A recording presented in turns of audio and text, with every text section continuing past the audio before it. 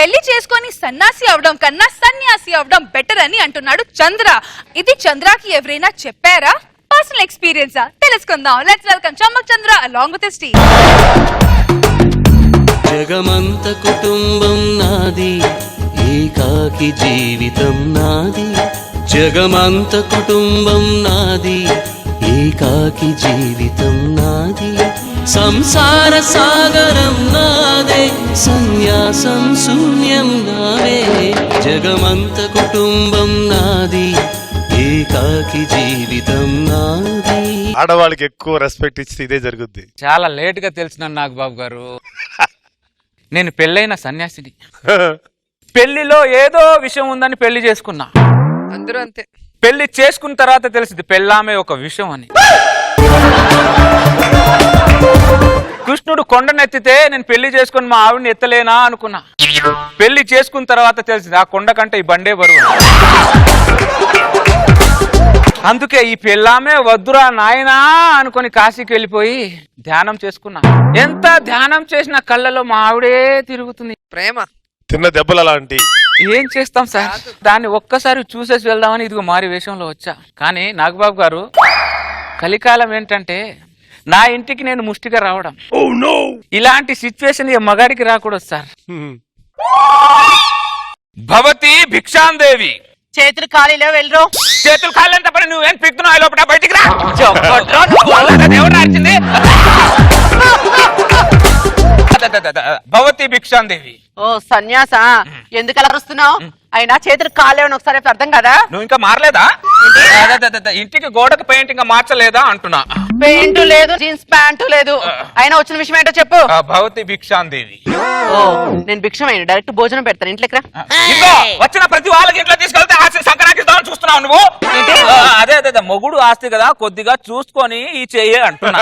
ఆ దొంగతో వచ్చిన పేరు ఇంకోసారి ఎత్తావనుకో నువ్వు సన్యాసం అని కూడా చూడని చెప్తున్నా. వాడు ఎప్పుడెప్పుడు దొరుకుతాడా, వాడు నా చేతితో ఎప్పుడు కసి తీర చంపుతామని వెయిట్ చేస్తున్నాను నేను. ఆల్రెడీ పెళ్లి చేసుకొని సగం చచ్చాడు, ఇంకేం చంపుతావు?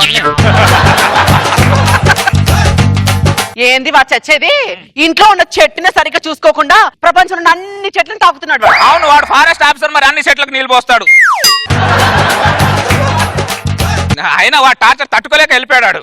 నీకెలా తెలుసు? అదే దివ్య దృష్టి. మేము సన్యాసులం కదా, అవన్నీ మాకు దరిద్రాలు ఏంటో మాకే కనబడుతుంటాయి. ఇప్పుడు ఎప్పుడు మొగుడిని మొగుళ్ళ చూసావు? ఎప్పుడు ఇంటి పని చేసావా? ఎప్పుడు ఇంటి ముందు ముగ్గేసావు నువ్వు? నాకేమో నడు నొప్పి, ఇంటి ముందు ముగ్గేలా. నీ తమ్ముడు పెళ్లిలో భారత్ లో చిక్ని చమేలి అంటే డాన్స్ చేయడం నడుము నోయలేదా? ఇప్పుడు మొగ్గేస్తా నడుము వచ్చిందా? ఆ విషయం నా కళ్ళతో చూసా. అదే సన్యాసులం కదా, మాకు దివ్య దృష్టి అన్ని కనిపెడతా. దరిద్రాలంటే మాకే కనిపెట్టేస్తాయి. అదేంటో మరి. మాత, నీ మొగుడు చాలా మంచోడు మాత, ఎందుకు వాడి మీద కస్సు బుస్సు అంటావు? వాడు మంచోడేంటి? ఇద్దరు పిల్లల్ని కానీ నా ఒళ్ళో పడేసి వాడేమో దేశాటానికి పోయినాడు. వాడు మంచోడా? ఇద్దరు పిల్లలంటే ఒకటేగా, తర్వాత ఇంకొకటి పుట్టాలి. ఎలా పుడతాడు అంటున్నా? ఎలా పుడతాడు?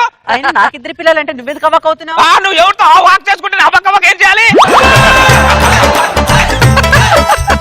ఇద్దరు పిల్లలేంటి? వాడి పాటికి వాడు విత్తనాలు చల్లెళ్తే పంటలు పండవా? వాడు నావాడే అన్నమాట. అయినా నాకిద్దరు పిల్లలంటే నువ్వెందుకు టెన్షన్? అదే సాటి మగాడి బాధ సాటి మగాడికి తెలుస్తుంది. నాలా అడిగా. అక్క కొంచెం కందిపప్పు ఉంటే పెట్టవా? ఈ పక్కన మొండిది ఇంకా పప్పుకు ఉప్పుకు రావడం మాలేదా?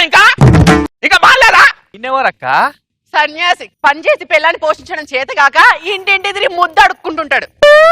అయినా దారిన పోయేవాడికి ఇంత ముద్దేసి పంపించక వీడితో మాట్లాడేంటక్క. ఏంటే పప్పుకు ఉప్పుగా ఇంటికి వస్తుంటా ఇదేమన్నా కిరాణ్ షాప్ అనుకుంటున్నావు వీళ్ళు?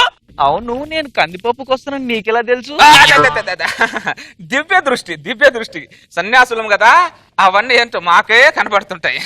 ఇదిగో కందిపప్పు. అక్క ముందు నేను ఇక్కడి నుంచి పంపించే అక్క. ముందు నువ్వు ఇక్కడ నుంచి వెళ్ళు.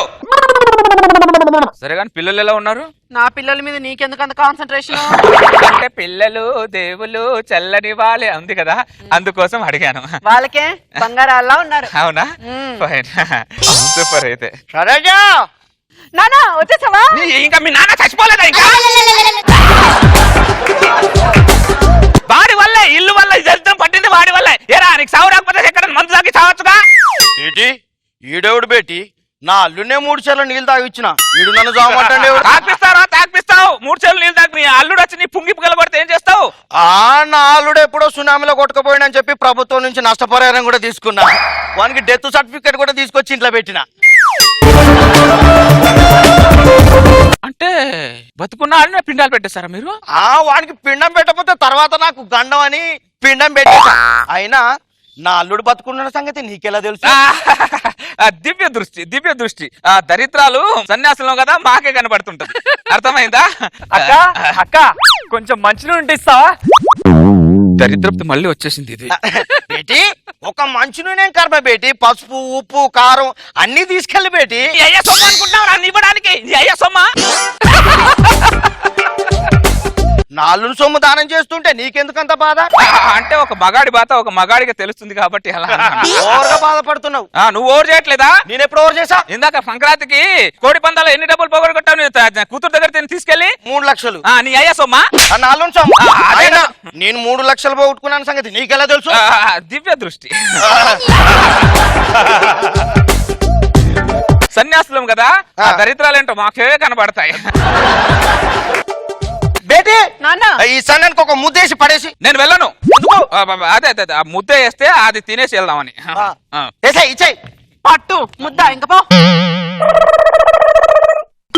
బేటి ఎన్ని రోజులని ఇలా ఒంటరిగా ఉంటావు బేటి? ఒక మంచి సంబంధం చూస్తా, పెళ్లి చేసుకో బేటి. ఇష్టమే నా ఇష్టం. చెప్పుతో ఒకరు పెట్టుకుంటా పెళ్లి ఇంకో పెళ్లి ఎలా చేసుకుంటావు? నా మొగుడు బతుకున్న విషయం నీకెలా తెలుసు? దివ్య దృష్టి మేము సన్యాసులం కదా, అవన్నీ మాకే కనబడతాయి నా దరిద్రాలు. అందుకని అయినా నా మొగుడు లేకుండా నేను ఎలా ఉంటాను? వాడు మూసుకొని ఉన్నాడుగా, నువ్వు కూడా మూసుకొని ఉండు. ఒకసారి ఈత నేర్చుకున్న తర్వాత ఒడ్డున ఉండలేవు. ఈత వచ్చని చెప్పి 24 ఈదద్దు, అర్థమైందా?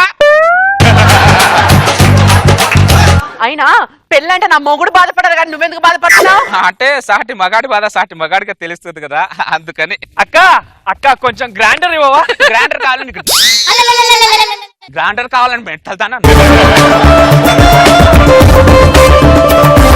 ఎప్పుడు ఒక పక్కింటి ఇంటి మీదే పడి బతుకుద్ది, ఈడేమో వాడు కూతురు మీద పడి బతుకుతాడు, ఇదేమో మొగుడిని బదిలేసి బతుకుద్ది. కానీ నువ్వు మాత్రం తక్కువ తిన్నావా? అందరిలో ఒక ముద్ద తిని బతుకుతున్నావు. దానికి కారణం ఎవరు? నువ్వు నీ అయ్యా. ఏంటి? ఈ దరిద్రుడి వల్లే. ఫస్ట్ వెళ్ళు. నువ్వెవరు నన్ను బయట పంపించడానికి? ఇంటికి అల్లుడిరా? అల్లుడు నీ కోసం తిరగని ప్లేస్ లేదు, వెతకని చోటు లేదు తెలుసా? మీ వల్ల నేను దేశాలు తిరగని దేశం లేదురా దరిద్రుడా. ఇంకోసారి వచ్చి నరికి పోగులు పెడతానేమో అనుకుంటా. బేటీ నేను మళ్ళీ రాకు, నువ్వు చచ్చాక మేమిద్దరం వస్తాం. ఇదేది? ఏమే మొగుడు పోయాడని బాధ ఉందే నీకు? ఎందుకు లేదండి, నేను ప్రతిరోజు బాధపడతానండి. నాకు పతియే ప్రత్యక్ష దైవం అండి. మీరు మామూలు కాదే, మీరు మా సహజ నటులు అందరు. మీ నటనంతా మీ బ్లడ్ ఆడవాళ్ళ బ్లడ్ లోనే ఉంది. సహజ నటులు అందరు చేస్తుందా మీరు? ఇంకా పోలేదు నాన్న. నేను పోడు కాదే, నిన్ను హిమాలయ పంపిస్తా. అరే నేను కాదురా పోవడం, నీ కూతురు హిమాలయ పంపిస్తాను ఇప్పుడు. నువ్వు మూసుకొని వెళ్తే తెలుస్తుంది అక్కడ ఏంటి అనేది, ఎలా ఉంటది అనేది. అక్కడ వెళ్ళి ఇక్కడ నుంచి నా పెళ్ళం కాదు కదా, ఒక ఆడది నా ఇంటి మంది నా యాక్సెప్ట్ చేయను. నువ్వేంటి ఇక్కడ నా గుమ్మ ముందు కూర్చున్నావు? నువ్వేంటి నా గుమ్మ ముందు కూర్చున్నావు? బయటికెళ్ళు. నువ్వు కూడా ఆడదానివేగా కాదా? అవునా కాదా? బయటికెళ్ళు. ముందు బయటికెళ్ళదు, ఎవరు నాకు కనబడడానికి వీల్లేదు. అరే పాట అయ్యరా, అరే ఆ పాట నేను ధైర్యంగా చేస్తాను. జగమంత కుటుంబం నాది, ఏకాకి జీవితం నాది. జగమంత కుటుంబం నాది, ఏకాకి జీవితం నాది. సంసార సాగరం నాదే, సన్యాసం శూన్యం నావే.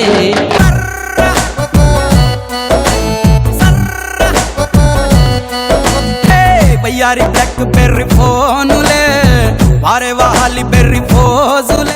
సో చంద్ర గారు నేను అక్కడ కూర్చోకూడదా? నీది ముందు ఏ ఆడదాని ఉండకూడదా? అయితే మరి రోజా గారు అక్కడ కూర్చున్నారు కదా మేడం. అందుకే కదా మేడం నియమాలు జడ్జిమెంట్ ఇవ్వాలి. అప్పా నీకు అవసరం ఉన్నప్పుడు ఇటు లేకపోతే అట చూసుకుందాం.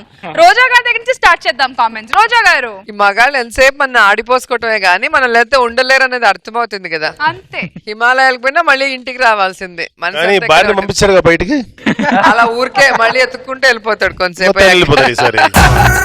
ओ मेरा दिल लुट गई ఏంటి చంద్ర, మేడం వదిలి ఉండలేరు కదా. ఉండలేక వచ్చా, మారుతుందని వచ్చాం. అది మారదని తెలిసి దాన్ని బయటకి ఎంటడం ఆ, మళ్ళీ డౌట్. బాగా చేసావు అది.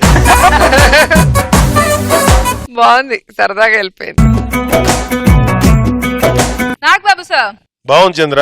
సార్. ఫైనల్ గా ఆడటానికి ఎక్కువ ప్రిఫరెన్స్ ఇస్తే గడ్డాలు పెంచుకొని ఇలా సన్యాసిలా మారాల్సిన యొక్క సందేశం బాగా చెప్పావు. ఇది ఎంతో మంది మగవాళ్ళ కనువిప్పు కలిగించే స్కిట్, చాలా బాగా చేసావు. గుడ్. ओ मेरा दिल लुट गई